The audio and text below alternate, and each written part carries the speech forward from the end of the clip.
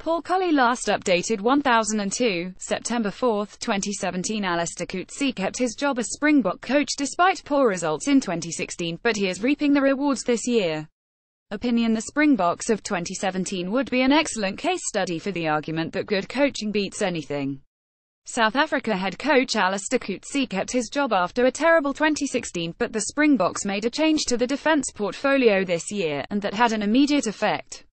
We have touched upon Brendan Venter's influence before, so no need to go over old ground, but it was the attack that made progress against the Pumas in Argentina 2 weeks ago.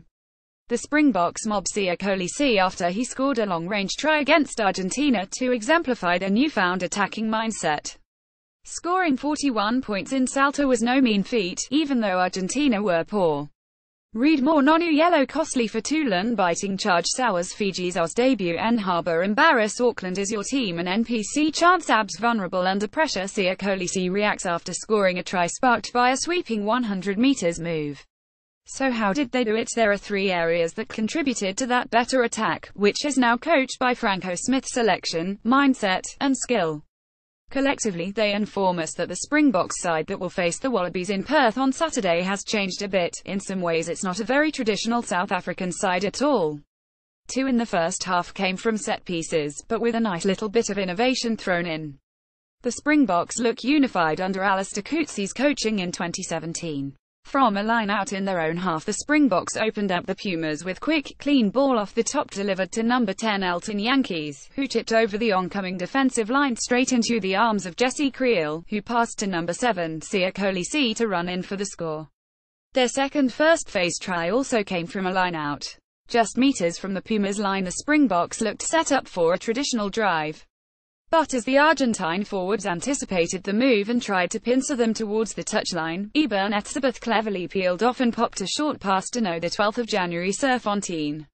His strong surge created the half gap for Jantjies to drive through and plant the ball down. Again, the element of surprise was key here. But the most significant try, in terms of highlighting how the Springboks have changed this year, was the long-range effort to cully in the second half.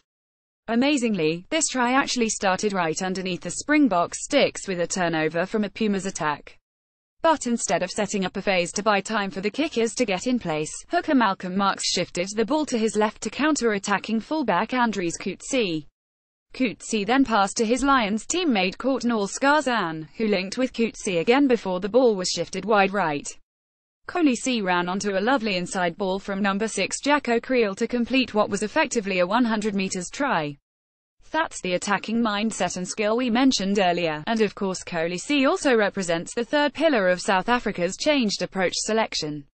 The Springboks, who for a while utterly fell out of love with ball-playing, mobile flankers, now pick 2 in the back row: Cully and Jacko Kriel. Initially, perhaps, this selection was chosen for defensive purposes along with second rower Franco Mostert. The 2 flankers are real tackling machines. However, against Argentina we saw what they can offer on the other side of the ball. Their match-up with Michael Hooper and Sean McMahon will be crucial in Perth. Even though McMahon wears number 8, he really serves the same function as Cully and Jacko Kriel. The other area of the Springboks game that surprised me was the scrum. I have always loved watching Koen Oosthuizen play, certainly when carrying the ball. However, for years he seemed to be the fall guy at scrum time. Whenever the set piece collapsed, referees hammered him.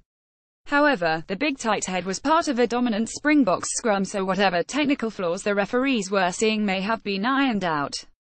So that's what the Wallabies will face in Perth: a Springboks side that is very much in progress but looks committed to a different playing style.